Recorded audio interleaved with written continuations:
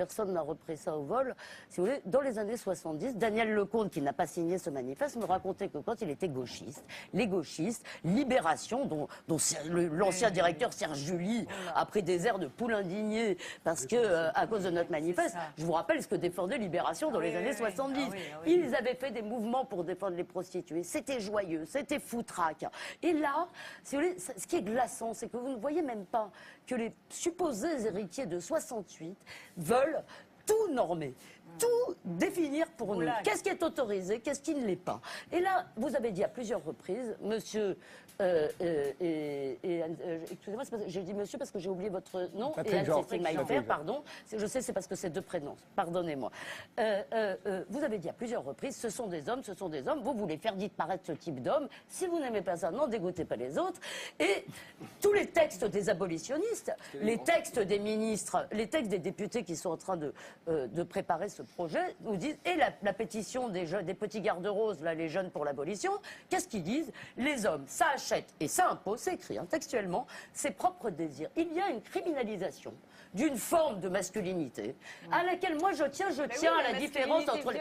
Oui, mais on doit vivre dans un monde où... On doit vivre dans un monde, d'accord? On ne doit pas laisser les gens être violents avec les autres. Je vous redis, vous n'avez pas l'air de l'avoir entendu ou vous ne voulez pas l'entendre, nous défendons là une partie certainement minoritaire mais qui existe, on en a vu beaucoup, Ovidie nous en a parlé, de femmes pour qui, de même que ça n'est pas un choix forcément d'être journaliste, ça peut être un pis-aller, je vous le dis, ou de faire quoi que ce soit d'autre. Pour Anne-Cécile Maillefer, c'est toujours violent, même si elle est consentante et même si elle n'est pas, il n'y a pas de proxénète. Je dis à Anne-Cécile Maillefer qu'elle n'a pas à décider pour les autres et que par ailleurs, vous avez encore, quand vous dites nous voulons une sexualité libre. Eh ben oui, désolé, moi je veux une sexualité libre. Eh bien, pardonnez-moi de vous dire que je crois, mais on ne doit pas avoir la même vision des choses, c'est sûr. Et il faut vivre dans un monde où on n'a pas la même vision des autres sans les regarder avec cet air absolument terrifié. Je crois, moi, que dans la sexualité, dans les rapports humains, oui, il y a des rapports de force, il y a de la domination, il y a de l'aliénation. Cette idée de la liberté, ça change de camp. Je veux dire, c'est pas la domination, excusez-moi, moi, je crois plutôt, il y a beaucoup de gens, je crois, qui pourraient parler de la domination féminine, mais il faut arrêter de criminaliser les hommes.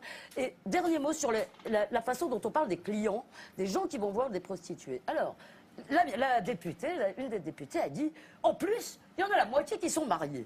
Non mais c'est extraordinaire, alors ça, ils sont mariés les salauds, pourquoi ils vont au pute? Et alors, je vais vous dire, il y a effectivement des gens, je pense, pour qui, si vous voulez, la sexualité avec l'amour, etc., je veux dire, c'est formidable et merveilleux, mais peut-être des fois, je veux dire, un rapport sexuel consenti avec une femme consentante, même si vous ne les croyez pas, que vous payez, eh bien c'est beaucoup plus gratuit que l'amour qui se paye de l'engagement, des serments, etc.